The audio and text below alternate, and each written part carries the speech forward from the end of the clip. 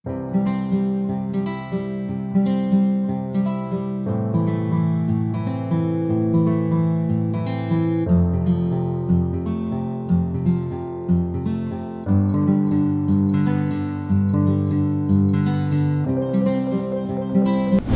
everyone, I am Nikita Jar. I have completed my bachelor's from SGS ITS Indore and master's from IISc Bangalore. So today we are going to talk something about life at IISc or a little bit about life after IISc. So first we'll see or maybe talk about the life at IISc. So after a hustle of 3 years, 2.5 to 3 years, I got to crack the GATE examination, and then I got a chance to study in like India's top ranked institute IISc. तभी हमको ऐसे लगता है कि अभी सब sorted है, सब settled है यहाँ से जब हम देख रहे होते हैं. But then हम लोग कॉलेज गए, प्री कोविड टाइम था वो, तो सब कुछ ऑफलाइन था. तो we got a chance to go to the college. That was the very first day. सारा ओरिएंटेशन एंड एवरीथिंग. तभी आपको बहुत अच्छा लग रहा होता है. सडनली आप एक छोटे से कैंपस से 400 एकर्स के कैंपस में पहुंच जाते हो. Like everything was different. That was very very good experience. But after वहाँ जाने के बाद हमको लग रहा होता है कि हमारा हसल सारी चीज़ें अभी ख़त्म हो गई है. बट उसके बाद अभी एक रियल चैलेंज शुरू होता है. वहाँ जाके फिर अब हम बहुत सारी चीज़ों पे काम करना शुरू करते हैं. जब हम धीरे धीरे वहाँ पे पढ़ना शुरू करते हैं तो तब हमको रियलाइज़ होता है कि there are so many gaps that we need to fill, and then we start working towards that. So जो फर्स्ट सेमेस्टर होता है हमारा वो वही स्ट्रगल्स में बीत जाता है. बहुत सारे लोग ये गलती करते हैं. मैंने भी बहुत सारी गलतियाँ की है during the first semester, second semester की. हमारा पढ़ाई का पैटर्न हम ठीक से एनालाइज नहीं कर पाते, ख़राब मार्क्स के साथ एंड अप होते. Like it's okay to get bad marks, पर सबके बुरे आ रहे हो तो then it will be fine. So the only thing that I want to suggest is that वो 2 साल का टाइम पीरियड होता है. यहाँ पे हम एक 4 साल का ग्रेजुएशन करके गए होते हैं. उसमें ऑनेस्टली उतना लोड नहीं है. वहाँ पे हमारे पास हमारी खुद से एक्सपेक्टेशंस बहुत ज़्यादा है. उस इंस्टीट्यूट की भी हमसे एक्सपेक्टेशंस बहुत ज़्यादा है. एंड जो चीज़ें जो बकेट लिस्ट है हमारी वो भी बहुत ज़्यादा है. सो मैं कोर्स वर्क स्टूडेंट थी, तो मेरे को 12 कोर्सेज कंप्लीट करने थे. मेरे को अपनी थीसिस पूरी करनी थी एंड मेरे को प्लेसमेंट भी चाहिए था. एंड उस बीच में कोविड जैसी चीज़ भी हो गई. तो अभी 2 साल बहुत छोटा स्पैन हो जाता है. हमको थोड़ा सा प्लान्ड होना है. मैं सजेस्ट नहीं करूँगी कि आप गेट के बाद ही बहुत ज़्यादा चीज़ें पढ़ने लगें, बिकॉज आपको एक बैलेंस बना के रखना है हर चीज़ का. लेकिन आप जब वहाँ जाएँ तो थोड़ा सा प्लानिंग के हिसाब से चलें, थोड़ा सा लोगों से बात करें, उनकी जर्नी देखें कि कैसी थी. लाइक फर्स्ट सेमेस्टर तो आपका जाएगा लाइक चीज़ों किसी भी, नॉट जस्ट IISc, आप किसी भी बड़े इंस्टीट्यूट जाएंगे तो एक बहुत बड़ा गैप होगा जो ब्रिज करने में आपको टाइम लगेगा.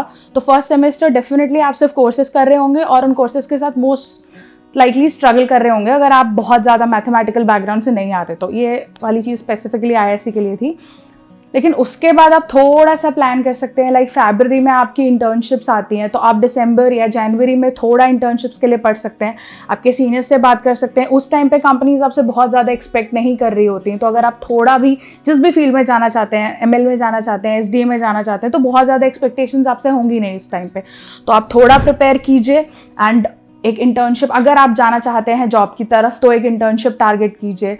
आप जब आपका थीसिस एडवाइज़र चुन रहे हैं तो उस टाइम पे हम लोग देखते हैं कि लाइक सिर्फ नाम सुन लेते हैं बहुत सारे लोग एंड हम चले जाते हैं थीसिस एडवाइज़र के पास.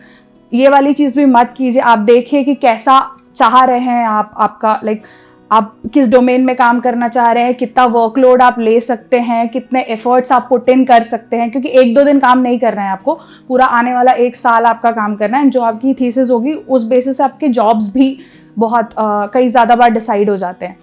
तो आप वो सारे फैक्टर्स के बेसिस पे अपना थीसिस एडवाइज़र चुनिए, उनको अप्रोच कीजिए, रिक्वेस्ट कीजिए, जो भी आपके कॉलेज में पैटर्न फॉलो होता है वो कीजिए. सो ये 2 चीज़ें हो गई, इंटर्नशिप एंड थीसिस एडवाइज़र आप कैसे चुनते हैं. उसके अलावा प्लेसमेंट एक तीसरी बहुत इंपॉर्टेंट चीज़ है. I am not sure about other colleges, but बहुत सारे जगह जो हम लोग बैचलर्स कर रहे होते हैं तो बहुत सारे लोगों का कोडिंग बैकग्राउंड नहीं होता है. एंड जब आप प्लेसमेंट्स में बैठेंगे तो आप ML प्रोफाइल के लिए जाएँ, आप SD के लिए जाएँ, आप IISc जहाँ पे कोडिंग कल्चर नहीं है, लाइक वहाँ पे जाके भी आपको ऐसा कोडिंग का बहुत ज़्यादा एक्सपोजर नहीं मिलेगा, तो आपको खुद से ही कोडिंग तो करनी है। तो अब या तो आप अपने हिसाब से थोड़ा थोड़ा रोज़ करते रहो, ताकि आप 1-1.5 साल में जब प्लेसमेंट्स का टाइम आए, अगर आपको प्लेसमेंट्स में इंटरेस्ट है, तो आप तब तक आपको कोडिंग एक प्रॉब्लम ना हो, क्योंकि इंटरव्यूज़ तो फिर भी आपके नॉलेज के बेसिस पर क्रैक हो जाएंगे, लेकिन आपको वहाँ तक पहुँचना बहुत ज़रूरी है, जो बहुत सारे लोग नहीं पहुँच पाते अगर उनको प्रॉपर कोडिंग का टाइम नहीं मिले तो। क्योंकि कोविड के टाइम में हमारे बैच में ये हुआ था कि वो प्रिपरेशन का टाइम ही नहीं था कोडिंग का, तो फिर रिटर्न टेस्ट नहीं निकलते हैं, और फिर एक के बाद नहीं निकलेंगे अगर आपके रिटर्न टेस्ट, तो आपका मोरल बहुत डाउन हो जाएगा उसके बाद। तो यार तीसरी चीज़ वही है कि अब आप जिस भी स्ट्रीम में जाना चाह रहे हैं जॉब के लिए, तो सब्जेक्ट्स तो फिर आप वहीं पे खुद देखेंगे एंड अपने सीनियर्स से बात करके, और जो भी आपका स्पेशलाइजेशन है। बट कोडिंग बहुत मैंडेटरी चीज़ है, तो आप एटलीस्ट मीडियम लेवल तक कोडिंग करनी ही पड़ेगी आपको। ये 3 चीज़ें हैं, अगर मतलब स्मूथली आप ये करते हैं तो सर्वाइव हो जाएगी। लाइक वो 2 साल वाली जर्नी तो सर्वाइव हो जाएगी।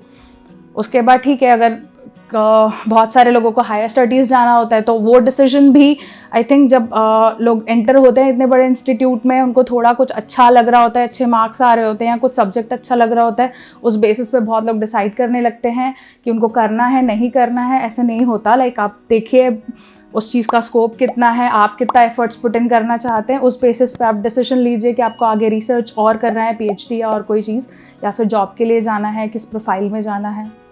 या I think that will be helpful. Thanks.